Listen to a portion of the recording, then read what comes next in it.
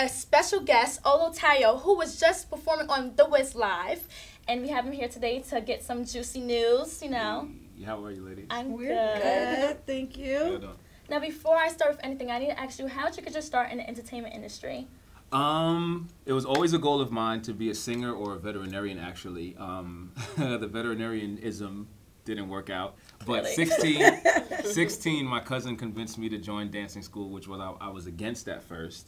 Thought it was for girls, but she was like, nah, it's boys there, come through. Came, fell in love with it, kept dancing, kept training, eventually got signed to Block New York, and continued auditioning and just working and doing stuff from there. And then now within the past 2 years, I've switched my focus to what it initially was, which was music. Now, you went to several dance schools, or which dance schools did you go to? I know you went to Vanette's Culture Workshop. I started, I did 1 year at Bunny Madden's dance school in Amityville, and then I switched over to Vanette's Culture Workshop.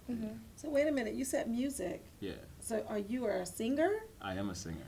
Oh, He's a wow. triple threat, actor, dancer, and singer. Hey, come on, 3 times. And I know now you just actually released your single, Rise in Love, the day of The Wiz Live. Yes, the evening of the Wiz, I released it, yeah. Wow. That's amazing. That's on Smart timing. SoundCloud. You could, and on your website, you could get it. Yes, theartofolu.com. Okay.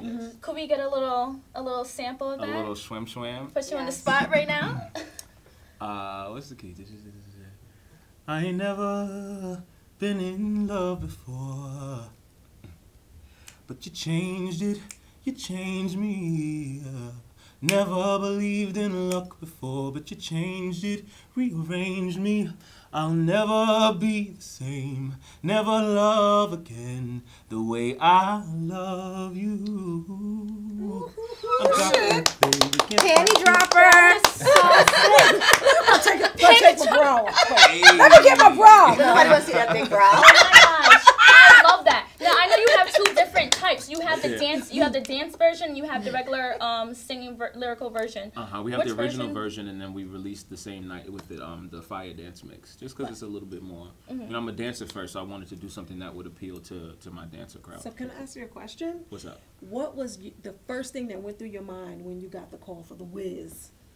Low key, it was a long process. Yeah. So this is what happens when you do stuff in the industry. A lot of times, depending on the project, what they'll do is they'll put you on hold. So the audition was in August, and then maybe 2 weeks after the audition, if even that long, my agent called me like, hey, you're on hold as a dancer. Because I auditioned as a dancer. Final round, the callback was a vocal callback, and then I sang Stevie Wonder, I Wish, and then that's what eventually got me bumped up to vocal ensemble. But I was on hold. Everybody was on hold for probably, this is the longest hold I've ever been on in my life. And how is that feeling? That's like, wow. Right. You don't even want to Like get your hopes up. You can't even get excited. It's low-key stressful because it's like Yeah. you're asking me to save 3 months of my life and you're not telling me when I can make any plans. So like basically if you accept a hold, that means that I'm taking this responsibility to that if they call me at any point in time, I'm available to do the job. Do they Jump pay on. you if they don't call you? No. Oh wow, No. you just have to take a You just gamble. have to take the gamble. That's just the way. That's just the way the cookie crumbles. That's my lips, my chapstick. I'm trying to be on Gotta fleek, keep be the on lips. camera. But so when I initially got the call, it was funny because initially I was booked as a munchkin. You're too big for a munchkin. Yeah. There was 6 foot something munchkins. There was camera play and costume. Paul Tazwell bodied that. And then last minute, I inquired about being a crow because, you know, I'd studied the film and I was like, I want to be a crow, I want to be a crow. I called my agent like, listen, I want to be a crow. Can we make this happen? So then 2 days before we went into rehearsal, she called me and she's like, good news, get ready for rehearsal and you will be crow number 1. Yo, I screamed. Oh my God, I congratulations. screamed. I heard him That's awesome. speaking his Oh, parts. you birds! He was Yes. the lead crow. This is your first contract project as a vocalist. And you actually have a speaking part and everything, like on TV. This is just a crazy. What did your family say? What did your mom say? My mom didn't eat for like 2 days. Oh my gosh. She was like vomiting, like she couldn't. She was just overly excited. It was cute. When I saw her, I lost it just because, you know, she's been there through it all. So to see me finally have this, and to the world, it's kind of like, oh, you finally made it. But this has been a long time in the making, and this is just a stepping stone or a milestone in my journey. But you know what I mean? It is a great moment. But wait, I have one other question.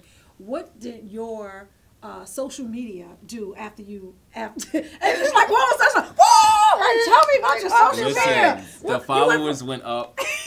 The comments, the posts were like crazy. Like, look, this is him. I found him. That's the Lee Crow. Oh, nice. One girl had us dying. She posted. I wish I could remember her Instagram handle to say it. But she was like, it's about 2 of them crows that could get it. So Told you the birds was looking at them crows. Is it going down in the DMs? the DM boxes got now, a little all bit of creepy. a sudden, right? You're like, hey, boo. I mean, it was already happening, but since last week, it's like... He's like, no, he was like, it's already happening. Check that. She said I took it down. I took it down. I DM'd him, and I was like, you probably not. Well, on a serious note, I want to know how was it working with Fatima, the choreographer. Now, did she do all the choreography for the crows as well? Or did you guys incorporate any of your own personal dance steps or moves into it, or add to like the flair and just like personalize it? Yeah. Did you guys freestyle it was off? Definitely an immense and an uber and all of those kind of words honor to work with Fatima Robinson. Yes, I mean, I remember being 6, 7 years old in my living room, jumping in my hamper to do the whole "Remember the Time" video. Yes. And that was the first. That was her breaking gig, video, if you yes. will.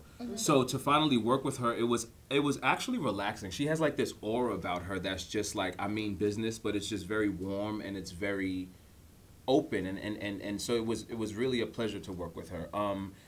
What happened was they had a skeleton crew in LA, so majority of the choreography was worked out between Fatima and her assistants in LA. Okay. And then when we started in New York, that's when they just taught everybody what they had worked on for the month prior to in LA. As far as our own individualism within, yes and no, because the choreography was set, but what I did and a few of other of us did was we're crows. So to get that appropriate fusion of crow and man, it took time to literally watch crow videos and figure out how they move and see how intelligent they are, and like some of them have been recorded mimicking speech, and like they've been given tools that they've never seen before with like food on the other side, and they figured out how to use the tools. So it was like it was that gel of it together, and then our director, amazing award-winning director Kenny Leon, had a conversation with us, and this is part of what was life-changing for me, because he said, yo, just be. Just be. He was like, I hate the term even actors, because acting is bad. You shouldn't act. You should just be. You're a crow. Just be a fucking crow, he would say. You know, so that clicked with me. That was our first day of scene work. I remember it was our first Friday that we came in, and that just allowed me to just take the freedom to just be an artist and trust my decisions as an actor, which I had always been apprehensive about calling myself because I've not had formal training.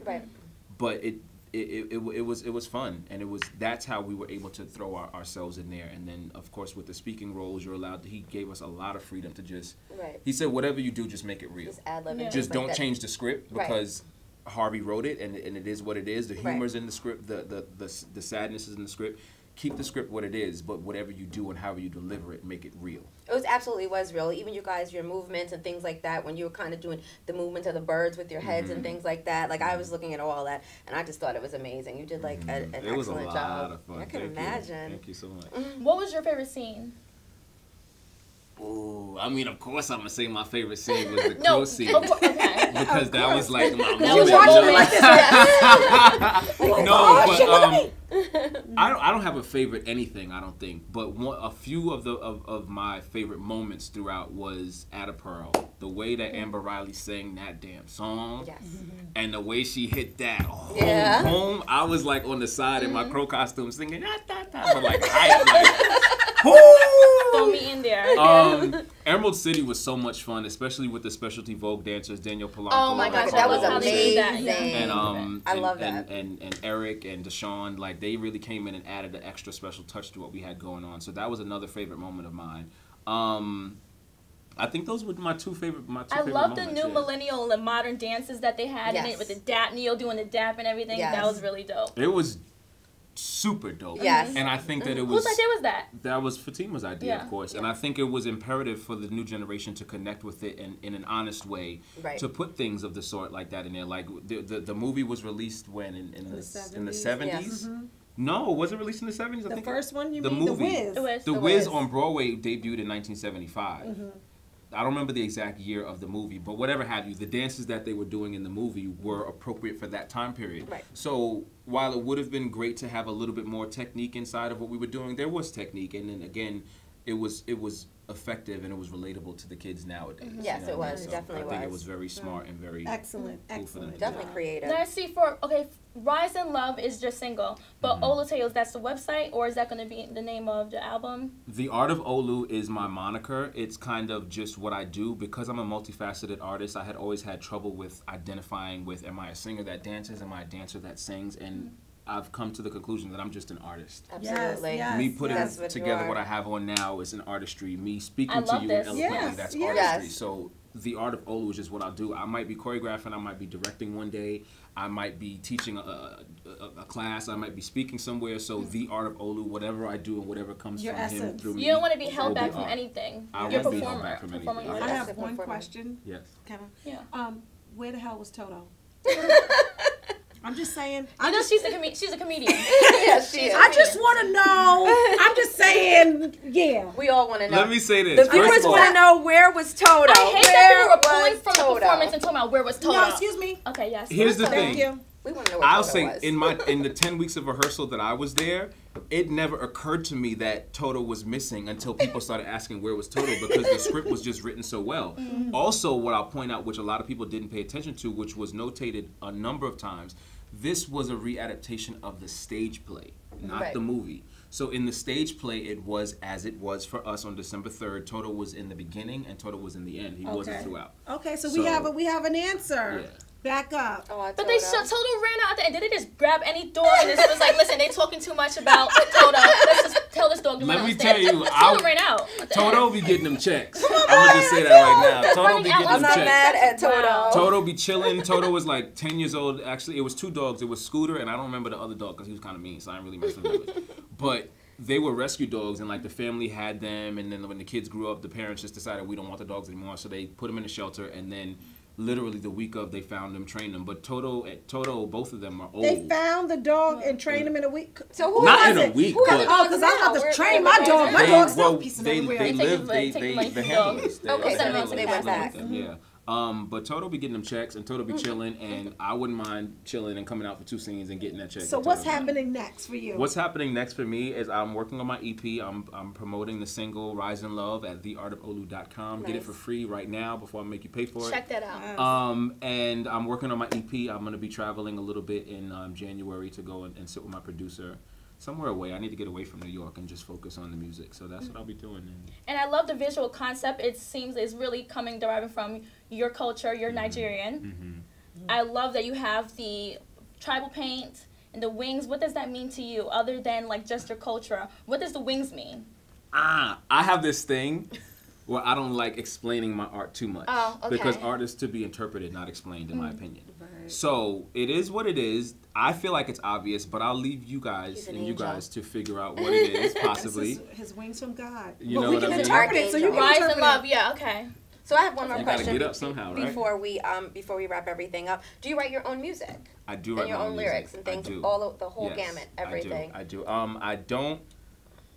I executive produce in some way because I kind of know what I want it to sound like, and then I'll speak with my producer and or my musicians to kind of try to meet in the middle and get it to happen. But lyricism is all coming from me at this present moment. And do you play any instruments at all? Just this one, yeah. But what's that process like, the writing? How does it work? Do you have to? You said you need to be a way to inspired, inspiration. Is it kind of like a meditation?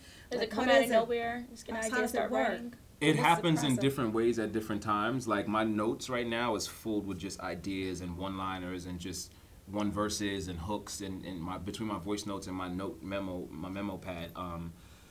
So that'll happen. With this song in particular, it was very fresh and it was very real. So I just sat in Washington Square Park and wrote, and it just came out. It sounds like meditation. Amazing. It sounds like sounds of nature in a way. The music. I dig that. I dig that. That is my producer, Healing Fire. He's phenomenal. He actually is my djembe player as well.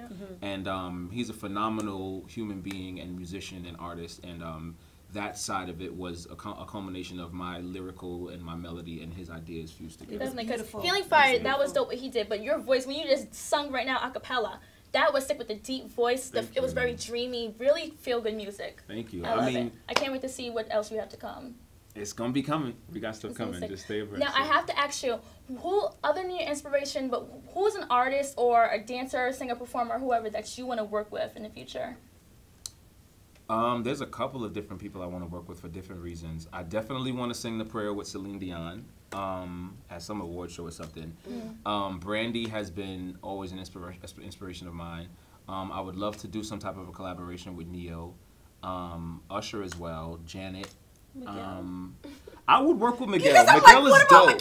Miguel is dope. Miguel is dope, and Miguel is true, and Miguel is genuine, and we low-key could be on the same bill together, so I would absolutely work with Miguel. I see Miguel. You know, like, I see Miguel. Miguel. So many people. James Fauntleroy is one of my favorite writers and artists of today's age. He's written quite a few songs that you probably know and love and didn't even know he's written them.